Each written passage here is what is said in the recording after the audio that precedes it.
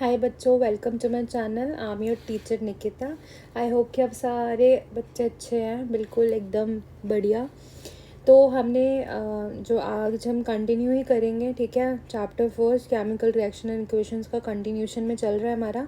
आज लेक्चर 3 है और लास्ट वीडियो में हमने केमिकल इक्वेशंस के बारे में पढ़ा था। केमिकल इक्वेशन को मोर इन्फॉर्मेटिव कैसे बना सकते हैं वो सब चीज़ें हमने पढ़ी थी। आज पढ़ने वाले केमिकल इक्वेशन को बैलेंस करना सीखेंगे। हम लोग केमिकल इक्वेशन को बैलेंस कैसे करते हैं, ठीक है। तो हमारी जो केमिकल इक्वेशंस होती हैं बच्चों, वो अनबैलेंस्ड होती हैं और उसको कई बार हमें बैलेंस करना पड़ता है, ठीक है, बैलेंस्ड इक्वेशन बनाने के लिए। तो पहले तो हम डिस्कस कर लेते हैं कि बैलेंस्ड केमिकल इक्वेशन क्या होती है। A balanced equation has an equal number of atoms of different elements in the reactants and products. तो बेटा क्या होता है, अगर मैं बैलेंस्ड केमिकल इक्वेशन की बात करती हूँ तो हमारे रिएक्टेंट साइड और प्रोडक्ट साइड, दोनों साइड हमारे जितने भी एलिमेंट्स होते हैं उसमें नंबर ऑफ एटम्स जो रहते हैं वो इक्वल रहते हैं, ठीक है। अलग अलग एलिमेंट्स के जो भी एलिमेंट्स हमारे बने हैं प्रोडक्ट साइड या फिर रिएक्टेंट साइड उसमें जितने भी नंबर ऑफ एटम्स हैं, ठीक है, वो हमारे क्या होते हैं, इक्वल होते हैं। तो अगर इक्वल है दोनों साइड तो वो हमारी इक्वेशन जो होती है वो क्या कहलाती है, बैलेंस्ड केमिकल इक्वेशन कहलाती है, ठीक है। फॉर एग्जांपल अगर हम बात करें तो यहाँ पे ध्यान से देखो, जिंक प्लस H2SO4 हमें क्या देता है बेटा, जिंक सल्फेट प्लस हाइड्रोजन देता है, ठीक है। जिंक प्लस H2SO4 हमें क्या देता है, जिंक सल्फेट प्लस हाइड्रोजन। तो यहाँ पे आप देखो, पहले हम काउंट कर लेते हैं number of zinc atoms present in reactant side. तो यहाँ पे कितने जिंक, हमारे नंबर ऑफ एटम जिंक के प्रेजेंट है 1, तो रिएक्टेंट साइड लिख लेते हैं 1। प्रोडक्ट साइड चेक करते हैं तो यहाँ पे जिंक सल्फेट है हमारा, ठीक है। तो जिंक सल्फेट है तो जिंक सल्फेट देखो यहाँ पे कितना प्रेजेंट है बच्चों, 1। तो प्रोडक्ट साइड भी जिंक एटम कितने प्रेजेंट है, 1। बात कर लेते हैं हाइड्रोजन एटम की। तो हाइड्रोजन एटम हमारा रिएक्टेंट साइड कितने हैं बच्चों, 2। प्रोडक्ट साइड कितने हैं बच्चों, 2। सल्फर एटम की बात कर ले तो यहाँ पे कितने हैं बच्चे, 1। यहाँ पे कितना है, 1। और अगर ऑक्सीजन एटम्स की बात करूँ तो यहाँ पे कितने हैं, 4। और यहाँ पे भी कितने हैं बच्चों, 4। तो यानी कि देखो, दोनों साइड हमारे एटम्स, रिएक्टेंट साइड भी और प्रोडक्ट साइड भी क्या है, इक्वल है, ठीक है। रिएक्टेंट साइड और प्रोडक्ट साइड दोनों क्या है, हमारे इक्वल है। विच मीन्स ये हमारी जो केमिकल इक्वेशन है, ठीक है, ये वाली, ये क्या है बच्चों, बैलेंस्ड केमिकल इक्वेशन है। विच मीन्स हमारे रिएक्टेंट्स और product side number of atoms are equal, okay. Different elements but जो एटम्स हमारे प्रेजेंट हैं वो क्या होने चाहिए, इक्वल होने चाहिए, ठीक है। अब बात कर लेते हैं अनबैलेंस्ड केमिकल इक्वेशन की। अनबैलेंस्ड केमिकल इक्वेशन में क्या होता है बच्चों कि जो इक्वेशन होती है उसमें रिएक्टेंट और प्रोडक्ट साइड क्या होते हैं, अनइक्वल एटम्स प्रेजेंट होते हैं। डिफरेंट एलिमेंट्स होते हैं और उन डिफरेंट एलिमेंट्स में जो हमारे एटम्स प्रेजेंट होते हैं, ठीक है, वो डिफरेंट एटम्स प्रेजेंट होते हैं, ठीक है। Not different atoms, unequal atoms present होते हैं। क्लियर होगी बात। तो ऐसे जब अनइक्वल एटम्स प्रेजेंट होते हैं तो उनको हम लोग क्या बोलते हैं, अनबैलेंस्ड केमिकल इक्वेशन बोलते हैं। फॉर एग्जाम्पल यहाँ पे अगर मैं बात करूँ, देखो hydrogen atom react with oxygen to form water, ठीक है। तो यहाँ पे देखो हाइड्रोजन H2, ऑक्सीजन O2 क्या बना देते हैं रिएक्ट करके, हमारा वाटर, ठीक है। तो यहाँ पे अब अगर मैं बात करूँ, इधर देखना, अगर मैं हाइड्रोजन एटम काउंट करूँ तो यहाँ पे कितने हैं, 2। तो रिएक्टेंट्स में 2 हैं। प्रोडक्ट्स में बात करूँ तो कितने हैं बच्चों, 2। ऑक्सीजन रिएक्टेंट्स में कितने एटम है बच्चों, 2। लेकिन अगर मैं प्रोडक्ट में ऑक्सीजन की बात करूँ तो यहाँ पे खाली एक ही एटम प्रेजेंट है, एक ही एटम प्रेजेंट है। तो आप यहाँ पे देखो, number of atom oxygen reactants में 2 है लेकिन प्रोडक्ट में 1 है। तो ये हमारी जो इक्वेशन है, ये इक्वेशन कैसी हो जाती है, अनबैलेंस्ड। कैसे हो जाती है, अनबैलेंस्ड। क्यों, क्योंकि नंबर ऑफ एटम्स जो प्रेजेंट है on the reactants and product sides, दोनों में से कोई भी साइड पे अनइक्वल एटम्स प्रेजेंट हो सकते हैं, ठीक है। तो वो हमारी क्या कहलाती है बच्चों, वो इक्वेशन हमारी अनबैलेंस्ड इक्वेशन कहलाती है, ठीक है। अब हम अनबैलेंस्ड केमिकल इक्वेशन को बैलेंस क्यों करते हैं, ठीक है, क्या ज़रूरत है बैलेंस करने की। तो बेटा आपने एक लॉ पढ़ा है, law of conservation of mass. Law of conservation of मास ये बोलता है कि जो मैटर होता है, मैटर जो होता है कि neither be created nor be destroyed, ठीक है। जैसे कि अगर हम कुछ, जैसे मास can neither be created nor be destroyed, बात एक ही है, ठीक है। Matter can neither be created nor be destroyed. और इस लॉ को सेटिस्फाई करने के लिए हमें केमिकल इक्वेशन को बैलेंस करना बहुत इंपॉर्टेंट होता है, क्योंकि अगर रिएक्टेंट्स हमारे कम प्रेजेंट है तो प्रोडक्ट ज़्यादा नहीं बन सकता। जितने रिएक्टेंट्स है उतना ही प्रोडक्ट बनेगा, ठीक है। जितने रिएक्टेंट्स है उतना ही प्रोडक्ट बनेगा। कोई मेहरबान नहीं हो जाएगा कि आपने रिएक्टेंट्स कम डाले हैं प्रोडक्ट ज़्यादा बन रहे हैं, ठीक है। तो हमें अपनी क्या law of conservation of mass को क्या कराना पड़ता है, सेटिस्फाई कराना पड़ता है। इसलिए हमें क्या करना पड़ता है, अपनी केमिकल इक्वेशन को बैलेंस करना पड़ता है, ठीक है। अब यहाँ पे देखो, तो इसलिए हम लोग क्या करते हैं, सो द केमिकल, ये वाली रीड करो। So the chemical equation are balance to satisfy the law of conservation of mass in chemical reaction. तो law of conservation of mass को सेटिस्फाई करने के लिए हम केमिकल इक्वेशन को बैलेंस्ड करते हैं, ठीक है। अब बैलेंसिंग ऑफ केमिकल इक्वेशन करना सीख लेते हैं। कैसे करते हैं, यहाँ पे लिख लेते हैं नंबर ऑफ हाइड्रोजन एटम्स,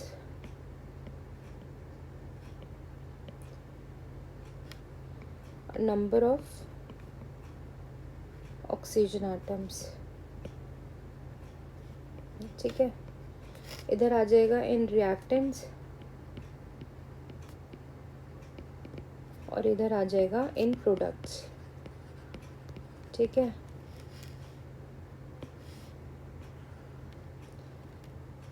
अब देखो, नंबर ऑफ हाइड्रोजन एटम्स हमारे रिएक्टेंट्स में कितने प्रेजेंट हैं, 2 लिख देते हैं।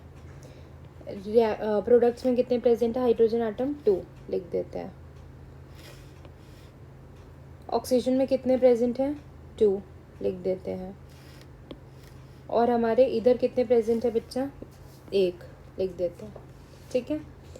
अब दोबारा देखो, अब हमें क्या करना है बच्चों, इसको हमें ऐसे नंबर से मल्टीप्लाई कराना है जिससे हमारा जो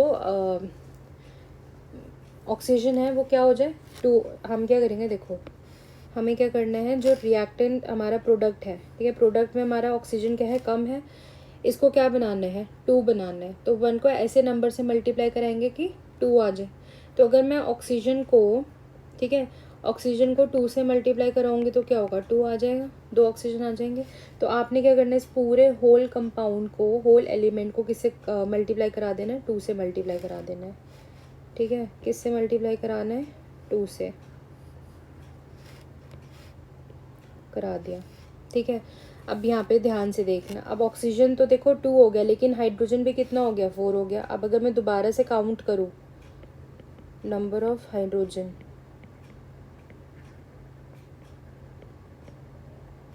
और नंबर ऑफ ऑक्सीजन एटम्स, अब देखना, अब number of hydrogen atoms reactant side तो 2 है, और यहाँ पे अगर मैं प्रोडक्ट साइड देखूँ तो 2 2 ज़ा कितना हो गया बच्चों, 4, ठीक है। 2 मल्टीप्लाई बाई 2 कितना हो गया, 4। ऑक्सीजन 2 है और यहाँ पे ऑक्सीजन भी 2 इंटू 1 कितना हो गया, 2। ऑक्सीजन तो बैलेंस्ड हो गया, लेकिन हाइड्रोजन आइटम्स क्या हो गए बच्चों, रिएक्टेंट में ज़्यादा हो गए। तो अभी हमें क्या करना है, सॉरी प्रोडक्ट्स में ज़्यादा हो गए, ठीक है, 4 हो गए, ठीक है, 4 एटम्स हमारे प्रोडक्ट्स में हो गए हाइड्रोजन। तो अब हमें क्या करना है, रिएक्टेंट्स में क्या करना है, हाइड्रोजन को 4 बनाना है। तो यहाँ पे क्या करेंगे, इसको 2 से मल्टीप्लाई कर देंगे तो कितना आ जाएगा, 4 आ जाएगा। तो यहाँ पे आप क्या करोगे, इसको 2 से मल्टीप्लाई करा दोगे।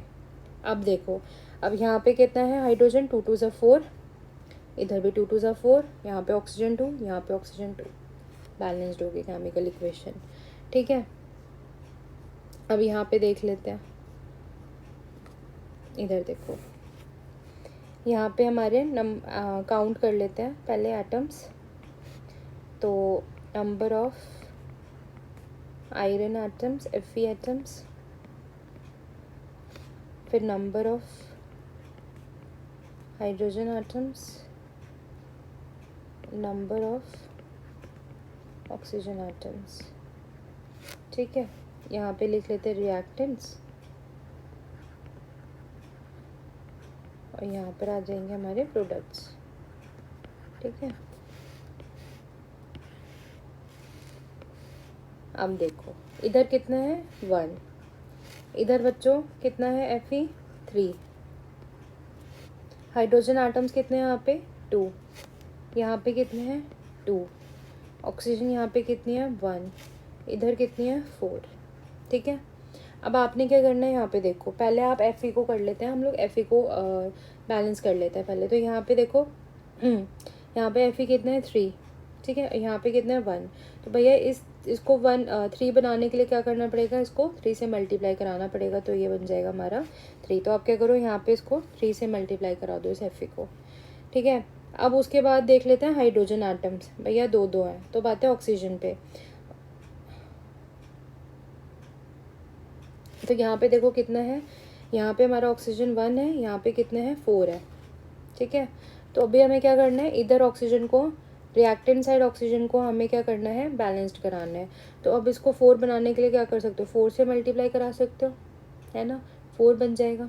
तो अब हम क्या करेंगे, हमने रिएक्टेंट साइड पर इसको यहाँ पे 4 से मल्टीप्लाई करा दिया। अब देखो यहाँ पे जो ऑक्सीजन है वो 4 हो गया, लेकिन यहाँ पे 4 टू ज़ा, अब दोबारा हाइड्रोजन आटम हमारा क्या हो गया, अगर मैं दोबारा काउंट करूँ, number of Fe atoms, number of hydrogen atoms और नंबर ऑफ ऑक्सीजन एटम्स। अब देखना यहाँ पे 3 था, इधर भी 3 है Fe। हाइड्रोजन एटम्स जो थे बेटा देखो 4 टू ज़ा 8, अरे यार सॉरी, यहाँ पे देखो यहाँ कितना हो गया 4 टू ज़ा 8, और यहाँ पे कितने रह गए बच्चों 2, है ना। और यहाँ पे ऑक्सीजन कितना हो गया 4, और इधर भी कितना था 4। अब आपको क्या करना है, इसको भी क्या कराना है बच्चों, यहाँ पे देखो ये वाला हाइड्रोजन 8 है, इधर 2 है, तो अब यहाँ देखो 2 इंटू 4 कितना होता है 8, तो यानी कि यहाँ वाले को किससे मल्टीप्लाई करा देना है 4 वाले को। तो भाई प्रोडक्ट साइड हमें क्या करना है, इस हाइड्रोजन को 4 से मल्टीप्लाई करा देना है, तो ये हमारा 8 हो जाएगा। अब हमारी जो इक्वेशन है वो बच्चों बिल्कुल बैलेंस्ड है। यहाँ पे देखो Fe3 है, यहाँ पे भी 3 है, ठीक है। यहाँ पे हमारा हाइड्रोजन 4 टू ज़ा 8 है, यहाँ पे भी 4 टू ज़ा 8 है। यहाँ पे ऑक्सीजन बेटा 4 इंटू 1 4 है, यहाँ पे भी कितनी है 4 है। तो ये हमारी क्या होगी, बैलेंस्ड होगी केमिकल इक्वेशन अच्छे से।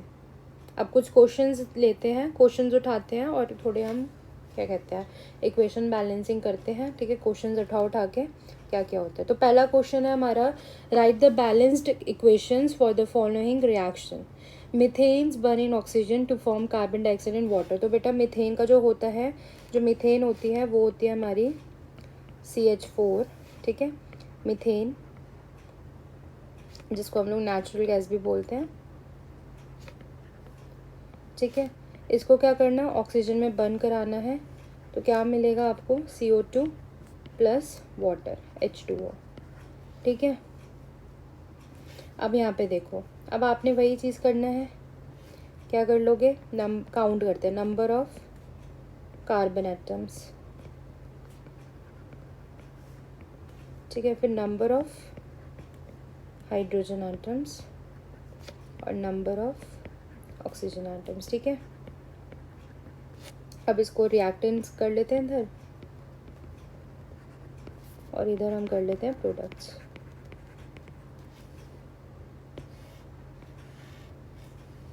अब देखो काउंट करते हैं, यहाँ पे कार्बन एटम कितना है बच्चा 1 रिएक्टेंट्स में, यहाँ पे कार्बन कितने हैं 1 प्रोडक्ट्स में भी, हाइड्रोजन कितने हैं बेटा रिएक्टेंट्स में 4, और यहाँ पे कितने हैं 2, ऑक्सीजन यहाँ पे कितना है 2, यहाँ पे भी यहाँ पे कितना है ऑक्सीजन देखो 2 ये है और एक ये रहा 3 है, ठीक है, 2 यहाँ पर और एक इधर 3 है। अब पहले हमें क्या करना है, देखो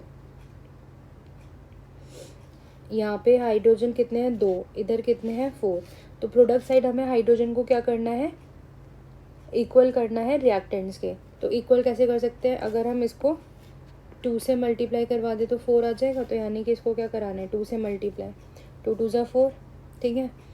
अब यहाँ पे हमने क्या करा, 2 टू ज़ा 4 करा दिया, अब यहाँ पे भी 4 हो गए, इधर भी 4 हो गए, लेकिन अब ये देखो ये ऑक्सीजन भी कितनी हो गई आपकी, ये वाले ऑक्सीजन हो गई 2 इंटू 2 4, है ना, सॉरी 2 इंटू 1 कितनी होगी 2 ऑक्सीजन होगी। अब 2 टू इधर 4, दोबारा से अब काउंट कर लेते हैं एक बार, number of carbon atoms, number of hydrogen atoms और number of oxygen atoms. Reactants, products. अब देखो दोबारा,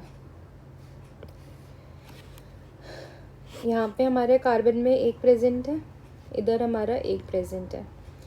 हाइड्रोजन यहाँ पे 4 था, इधर भी 2 2 ज़ा 4 हो गया था।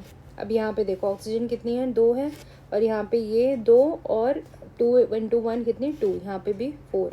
अब हमें क्या करना है, यहाँ पे 4 है लेकिन हमारी रिएक्टेंट साइड ऑक्सीजन 2 है, तो इसको क्या करना है, बैलेंस कराना है। अब 2 को बैलेंस कैसे कर सकते हैं, 2 को 4 कैसे बना सकते हैं, जब 2 × 2 कर देंगे तो कितना आ जाएगा 4, तो 2 2 ज़ा 4, तो यहाँ पे आपने क्या करना है, 2 से मल्टीप्लाई करा देना है। तो अब हमारी 2 2 ज़ा 4 ऑक्सीजन, यहाँ पे भी कितनी होगी ऑक्सीजन हमारी होगी, ठीक है 4, हाइड्रोजन 4 और कार्बन कार्बन 1, तो हमारी जो ये बैलेंस्ड होगी इक्वेशन, ठीक है। तो ये चीज़ है, आपको पता है लिटरली बता रही हूँ, जब आप प्रैक्टिस करने लग जाओगे ना तो आपको ये number of atoms and all लिखने की भी ज़रूरत नहीं पड़ेगी, आप इजीली ऐसे ही प्रिडिक्ट कर सकते हो अपनी आईज से देखकर, ठीक है। अब अगला क्वेश्चन करते हैं, ये एनसीईआरटी क्वेश्चन है आपका, ठीक है। इसमें क्या बोल रहे हैं कि right the balanced equations for the following chemical reaction, hydrogen plus chlorine hydrogen chloride बनता है। अब देखो आपने पहले क्या करना है बच्चों, जो केमिकल फार्मूला होता है उससे छेड़छाड़ तो बिल्कुल भी नहीं करनी है। तो पहले तो आपने as it is chemical formula लिखना है जो बनेगा, उसके बाद आपको क्या करना है, उस पूरे जो भी एलिमेंट होता है उसको मल्टीप्लाई कराना है जो भी आपको नंबर है उससे, ठीक है। आप ये पहले नहीं करोगे, पहले आपको केमिकल फार्मूला बनाना है, जो भी आपको चीज़ें दे रखी हैं उसके बाद आपने बैलेंस करनी है, ठीक है। पहले से ही कुछ मत करने लग जाना बैलेंस, पहले अपनी इक्वेशन लिखो जैसे लिख रहे हो, उसके बाद बैलेंस करना है, ठीक है। अब यहाँ पे देखो, जैसे कि इन्होंने बोला कि हाइड्रोजन प्लस क्लोरीन है, तो हाइड्रोजन क्या होता है हमारा, हाइड्रोजन क्या होता है हमारा H2, और क्लोरीन क्या होता है Cl2। दोनों को रिएक्ट करवाया तो क्या बना हमारा हाइड्रोजन क्लोराइड, हाइड्रोजन क्लोराइड होता है हमारा HCl, ठीक है। क्या होता है HCl होता है, ठीक है। तो अब देखो क्या करना है हमें, अब वही चीज़ करेंगे। आप वैसे तो देखो कर सकते हो सीधा यहाँ पे, अगर आप 2 लगा दोगे तो आपकी जो इक्वेशन है बैलेंस हो जाएगी, बट फिर भी हम पूरा एक मेथड से कर लेते हैं। Number of hydrogen items count करते हैं पहले, और नंबर ऑफ क्लोरीन आइटम्स, ठीक है। ये प्रोडक्ट्स, ओहो सॉरी, पहले रिएक्टेंट्स आएगा फिर प्रोडक्ट्स आएगा, रिएक्टेंट्स यहाँ प्रोडक्ट्स, ठीक है। तो हम लोग देख लेते हैं, number of hydrogen items, reactant side कितने हैं बच्चों 2, प्रोडक्ट साइड कितने हैं 1, क्लोरीन हमारे रिएक्टेंट साइड कितने हैं 2, और इधर प्रोडक्ट साइड कितने हैं बच्चा 1। तो अब देखो हमें क्या करना है, हाइड्रोजन को क्या बनाना है बच्चों 2 बनाना है, तो 1 को किससे मल्टीप्लाई करा दें कि 2 हो जाए, 2 से करा देंगे तो 2 हो जाएगा। तो जब मैंने यहाँ पे इसको 2 से कराया तो देखो आपका हाइड्रोजन भी 2 हो गया और क्लोरीन भी कितना हो गया बच्चों 2 हो गया, ठीक है। तो ये आपकी हो गई इक्वेशन बैलेंस्ड। अब नेक्स्ट क्वेश्चन पे आ जाते हैं, translate the following statement into chemical equation and then balance the chemical equation. बेटा ये देन है आपका, ठीक है, एन है ये। तो पहले आपको क्या करना है, आपको जो केमिकल इक्वेशन है वो लिखनी है और उसके बाद बैलेंस्ड करनी है। तो लिख लेते हैं। तो पहला क्या बोल रहा है, hydrogen gas combine with nitrogen. Hydrogen gas क्या होती है बच्चों H2 होती है, और नाइट्रोजन कितनी होती है N2, ठीक है। कंबाइन करके क्या बनेगी अमोनिया, अमोनिया होता है आपका NH3, ठीक है। अमोनिया क्या होता है आपका NH3। अब यहाँ पे देखो, यहाँ पे आपका नाइट्रोजन 2 है, यहाँ पे लेकिन 1 है, यहाँ पे आपका हाइड्रोजन 3 है, यहाँ पे लेकिन 2 है। तो आपको अब इसको क्या करना है बैलेंस्ड कराना है। अब इसको कैसे बैलेंस्ड कराएंगे, तो देखो यहाँ नाइट्रोजन 2 है तो इसको 2 बनाना है इस वाले नाइट्रोजन को। तो आप क्या करोगे, यहाँ पे 2 लगा दो, यहाँ पे 2 लगा दो। तो अभी नाइट्रोजन कितना हो गया 2 × 1 2, और यहाँ पे देखो हाइड्रोजन कितना हो गया 2 × 3 6। तो यहाँ पे भी आपको क्या करना है, इसको भी 6 बनाना है। तो यहाँ पे क्या करो 3 लगा दो, 3 × 2 = 6। तो यहाँ पे भी नंबर ऑफ एटम्स हमारे हाइड्रोजन 6 हो गए, यहाँ पे भी 6 हो गए, यहाँ पे 2 नाइट्रोजन है, यहाँ पे भी 2 नाइट्रोजन है, ठीक है। बहुत इजी था। अब आपको काउंट करने की भी ज़रूरत नहीं है, आप ऐसे ही करो। आपको ज़रूरी नहीं है कि नंबर ऑफ़ एटम्स ये लिखो ये लिखो ये लिखो और तब उसके बाद देखो, ऐसे भी आप कर सकते हो आराम से, ठीक है। अब ये कर लेते हैं, ये भी NCERT यहाँ पे मैंने लिख रखा है, NCERT क्वेश्चंस, तो वो चीज़ है। अब यहाँ पर आ जाते हैं, यहाँ पे है आपका sodium metals react with water to give sodium hydroxide and hydrogen, ठीक है। तो सोडियम मेटल किसके साथ रिएक्ट कर रहा है बच्चों, वाटर के साथ रिएक्ट कर रहा है, और आपको क्या दे रहा है, सोडियम हाइड्रोक्साइड दे रहा है और हाइड्रोजन दे रहा है, ठीक है। इसको लिख लेते हैं पहले। सोडियम होता है Na, वाटर होता है H2O, रिएक्ट करके क्या दे रहा है, NaOH प्लस H2, ठीक है। Sodium plus water give NaOH, hydrogen oxide plus hydrogen, ठीक है। लिख लिया, इक्वेशन लिख ली। आप देखो सोडियम हाइड्रोक्साइड कैसे बनाते हैं, सोडियम हमारा Na प्लस होता है और हमारा OH माइनस होता है, तो यहाँ पे कितना है 1, यहाँ पे कितना है 1, क्रॉस मल्टीप्लाई कराया, यहाँ पे NaOH, ठीक है। तो ये हो गया। अब देखो यहाँ पे Na1 है, यहाँ पे भी Na1 है, ऑक्सीजन एक है, ऑक्सीजन एक है, यहाँ पे हाइड्रोजन 2 और एक ये 3 है, तो यहाँ यानी कि हमें क्या करना है, हाइड्रोजन बैलेंस कराने हैं, ठीक है। हाइड्रोजन एटम्स को क्या करना है, बैलेंस कराना है। तो देखो कैसे कराते हैं बच्चे,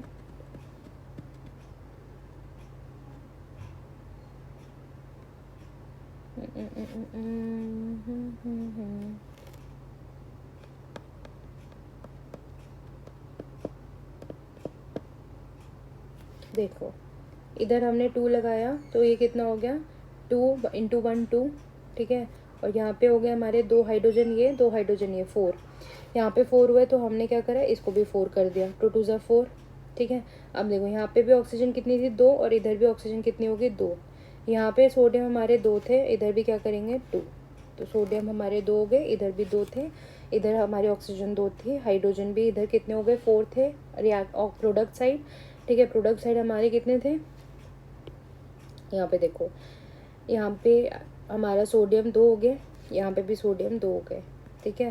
हाइड्रोजन यहाँ पे 4 थे, 2 इंटू 2 और ये 2, ठीक है 4, 2 इंटू 1, तो ऑक्सीजन भी कितनी होगी 2, और इधर 2 इंटू 1 ऑक्सीजन कितनी होगी 2, तो ये हमारी क्या होगी, केमिकल इक्वेशन बैलेंस्ड हो गई, ठीक है।